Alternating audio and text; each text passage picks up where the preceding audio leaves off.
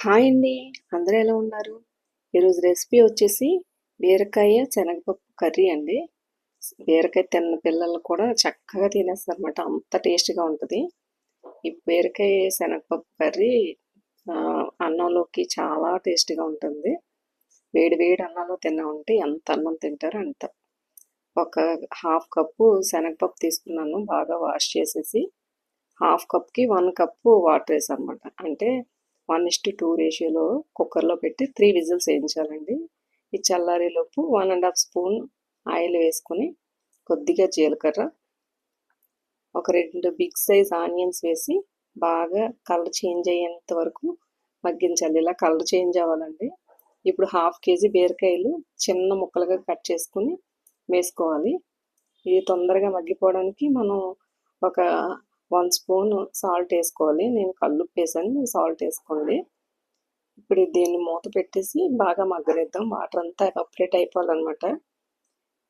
ఈ సాల్ట్ వేయడం వల్ల తొందరగా ఎవాపరేట్ అయిపోద్ది. చూసారా, చక్కగా ఎవాపరేట్ అయిపోయింది. ఇక్కడ 1 స్పూన్ మసాలా, 1 స్పూన్ కారం, పావు స్పూన్ పసుపు వేసుకోండి. బాగా కలిపేసి కొంతసేపు మగ్గనివ్వాలన్నమాట.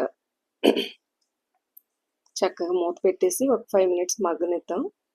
ఇప్పుడు మన దగ్గర ఉడికిన శనగపప్పు వాటర్ లేకుండా తీసేసి వేసేసుకుందాం.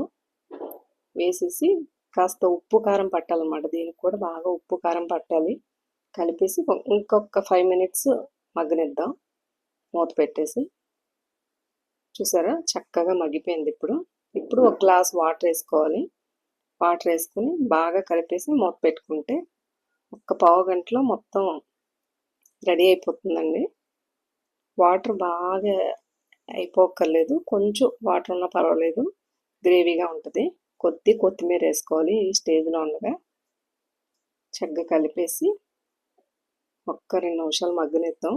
కొత్తిమీర ఫ్లేవర్ దిగుతుంది అనమాట. అంతేనండి, రెడీ అయిపోయింది. అందరూ ట్రై చేసి మీరు కామెంట్లో నాకు ఎలా వచ్చిందో చెప్పండి. టేస్ట్ చేసి ఖచ్చితంగా చెప్పండి. Like, share, subscribe my channel. Thank you for watching.